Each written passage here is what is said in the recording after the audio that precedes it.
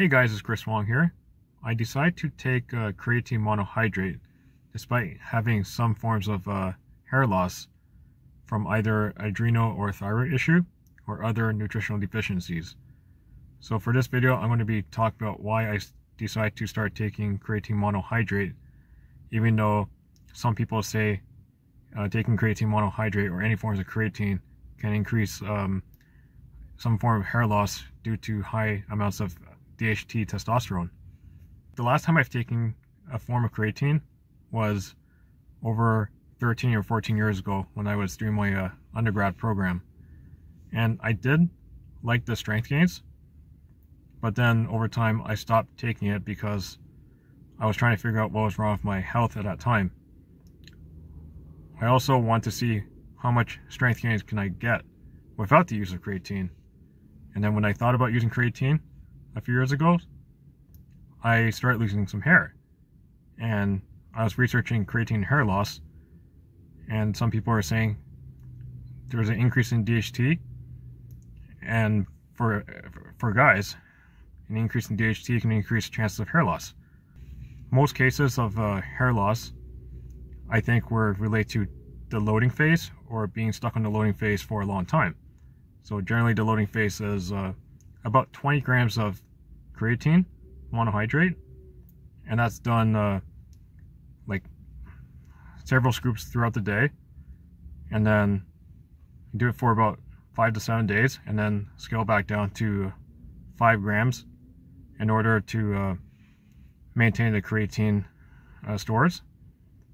So I mainly decided to start taking creatine because of the energy level issue I've been suffering from for the last couple years.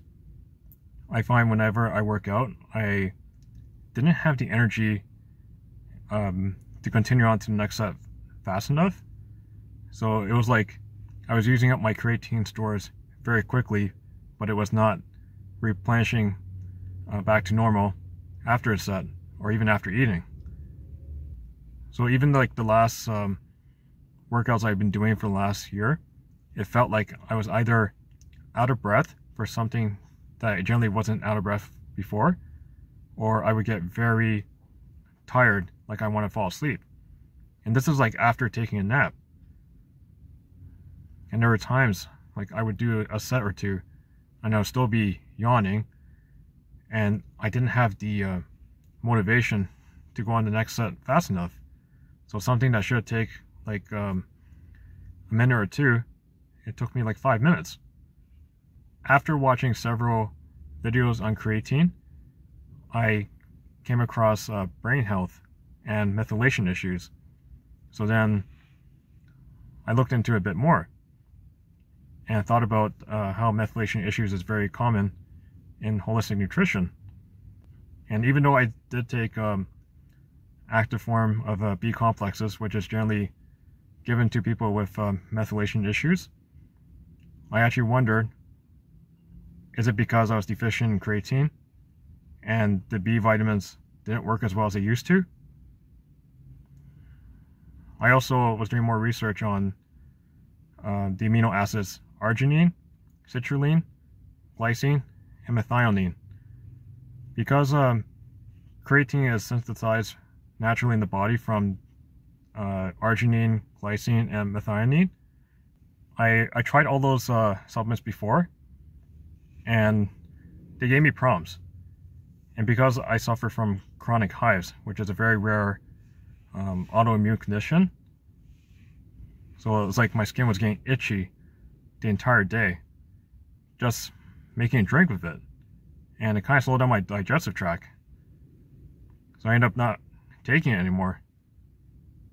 If it's supposed to synthesize creatine, but I feel like I'm not getting the benefits of creatine, I was wondering, is the whole time the body's trying to convert it, it's giving me hives instead of making the creatine levels it should be making? So I decided to try creatine monohydrate again. And instead of doing the loading phase, I said I'm not going to do loading phase at all. I don't think it's necessary for me. It would just take me longer to get my creatine stores back up to like a healthier level, or a level to help with strength gains. But I think for myself, just around 3 grams instead of 5 grams a day, taken once a day, would be optimal for me. It would be optimal for my brain health.